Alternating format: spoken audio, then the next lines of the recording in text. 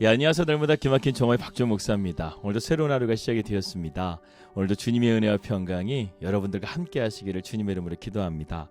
우리가 상한 마음을 하나님께 가져가게 되면 하나님께서는 절대로 그러한 마음을 외면하지 않으십니다.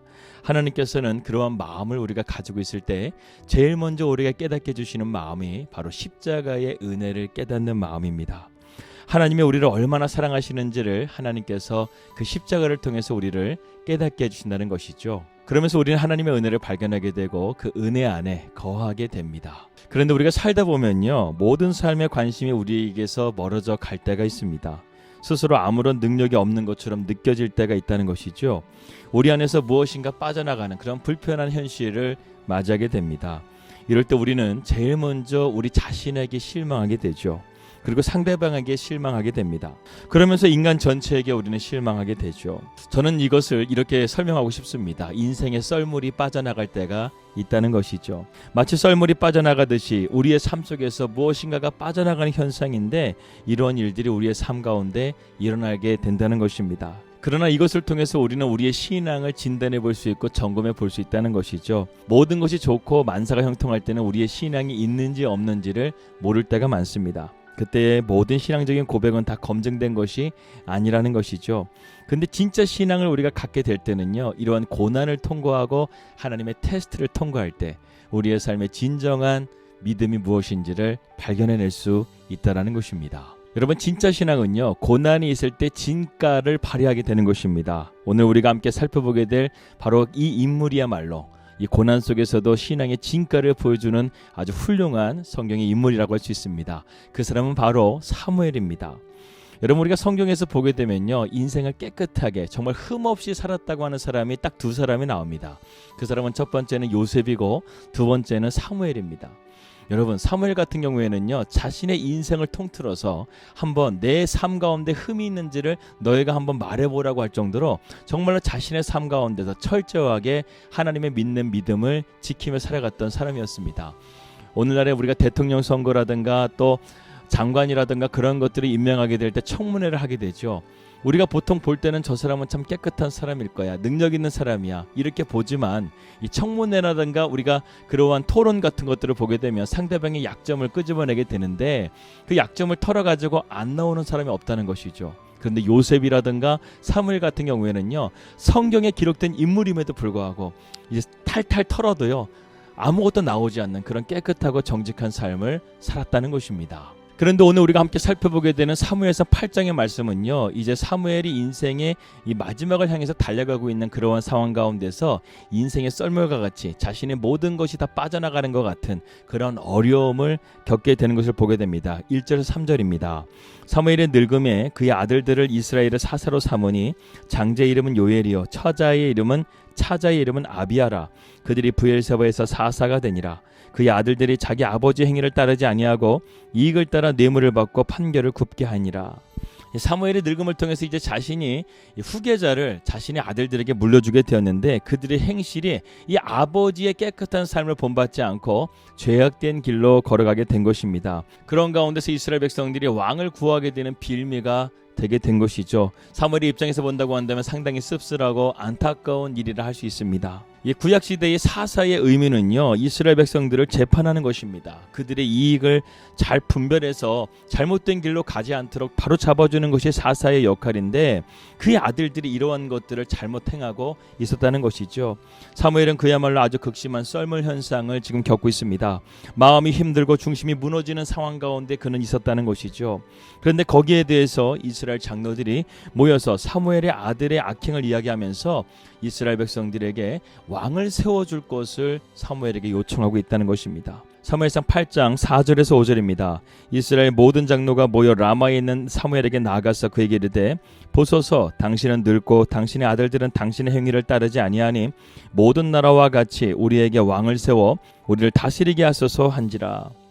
이러한 썰물 현상의 한복판에 서게 되면요, 우리의 지식이나 인격으로 버티기라는 것은 절대로 불가능합니다.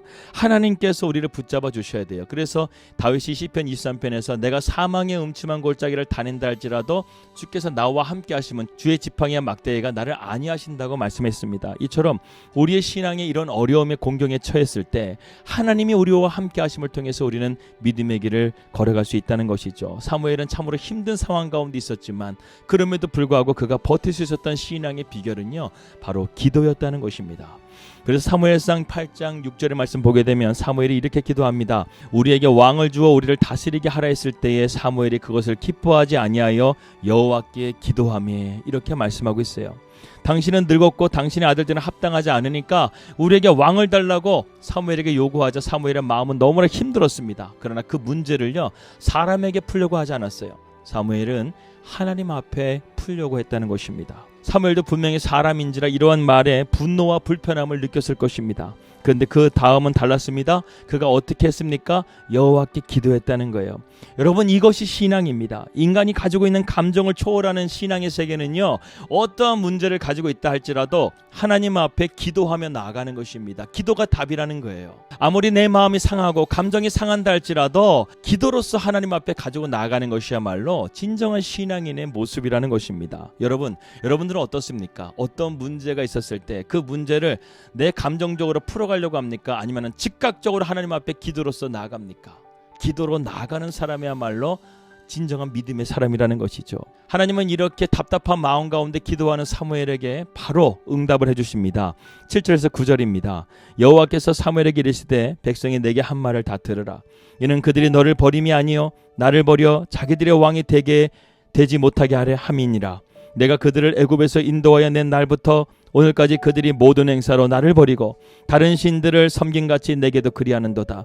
그러므로 그들의 말을 듣되 너는 그들에게 엄히 경고하고 그들을 다스릴 왕의 제도를 가르치라. 하나님은요, 사무엘을 위로하셨어요. 사실은 솔직히 이 말씀을 보게 되면요, 사무엘보다 더 가슴이 아프신 분이 하나님이세요. 하나님 말씀을 보십시오. 내가 애굽에서 인도해 낸 날부터 오늘까지 이스라엘 백성들이 한 번도 하나님을 제대로 경외한 적이 없다는 거예요. 다른 신들을 섬긴과 같이 하나님을 자기의 신으로 섬기지 아니하고 다른 신들을 섬긴과 같이 그렇게 대했다는 거예요. 그럼에도 불구하고 하나님께서는 지금 이스라엘 백성들의 요구를 들어주라고 말해주는 거예요. 어떻게 보게 되면 이스라엘 백성들은 하나님의 심판을 받고 소돔과 고모라와 같이 불로 심판을 해도 시원치 않은데 하나님께서는 자기의 사랑하는 이스라엘 백성들을 사랑하셔서 그들의 요구를 들어주라고 말하면서 지금 사무엘을 오히려 위로하고 계십니다. 그리고 십자가의 체험을 하게 하셨습니다. 십자가의 체험이 무엇입니까? 나처럼 버림받으신 하나님을 깨닫게 되는 것입니다. 그래요. 구약의 하나님은 이스라엘 백성들에게 철저하게 버림받았어요. 그런데 그럼에도 불구하고 끝까지 사랑하시는 하나님의 사랑과 열심을 우리는 보게 된다는 것입니다. 저와 여러분들의 삶은 어떻습니까? 오늘 우리는 정말 하나님을 경외하며 하나님을 온전하게 의지하며 살아갑니까? 아니면 엘리의 두 아들들처럼, 아니면 이스라엘 백성들처럼 철저하게 내 삶의 모든 문제들을 다 하나님을 무시하고 나에게 필요할 때만, 내가 공경에 처할 때만 하나님을 찾는 그러한 모습을 가지고 있지는 않습니까? 왜 이렇게 우리는 인간은 철저하게 하나님을 무시하며 살아가는 것입니까? 그것은 바로 우리 인간 안에 있는 죄성 때문에 그래요. 죄는 철저하게 하나님을 빗나가게 만듭니다. 철저하게 하나님을 무시하게 만듭니다. 하나님을 멸시하며 살아가는 것이 바로 죄의 결과라는 것이죠. 오늘날 세상을 보십시오. 하나님을 얼마나 무시하고 하나님을 얼마나 멸시하고 하나님의 뜻대로 살아가지 않는 사람들이 얼마나 많습니까? 세상 사람들은 내버려 두더라도 우리 믿는 사람들 안에서 얼마나 교회 안에서 시기하고 다투고 하나님을 섬긴다고 하면서도 하나님을 온전하게 섬기지 못하는 사람들이 얼마나 많은지를 모릅니다. 하늘을 향해서 기도해요. 기도한다고 간절하게 부르짖어요. 그런데 기도할 때뿐만이지 내 삶 가운데 하나님을 모시지 않고 하나님을 경외하지 않는 사람들이 얼마나 많이 있습니까? 여러분, 하나님은 이렇게 우리의 삶 가운데 멸시받을 분이 아니세요. 하나님은 우리의 삶 가운데 존귀함을 받으셔야 될 하나님이십니다. 그러한 하나님은 오늘도 우리를 함께 하셔서 우리에게 사랑을 베풀어 주시고 우리를 포기하지 않으시고 우리 가운데 은혜와 자비를 베풀어 주시는 하나님이시라는 것입니다. 지금 사무엘을 위로하고 계세요. 그 위로하시는 하나님께서 이제 이스라엘 백성들에게 심판이 아니라 그들의 요구대로 들어주시면서 왕이 되어야 될 진정한 법도에 대해서 사무엘에게 말씀해 주십니다. 그 내용은 내일 여러분들과 함께 말씀을 나누도록 하겠습니다. 기도하겠습니다. 하나님 아버지, 정말 우리의 삶 가운데서 하나님은 존귀함을 받으셔야 됩니다. 하나님, 우리의 믿음을, 우리의 연약한 믿음을 불쌍히 여겨주셔서 하나님을 멸시하고 하나님을 무시하고 하나님의 뜻대로 살지 못한 우리의 죄를 용서하여 주시고 온전히 하나님의 마음이 합한 자가 될 수 있도록 인도하여 주시옵소서. 살아계신 예수님의 이름으로 기도하였습니다. 아멘.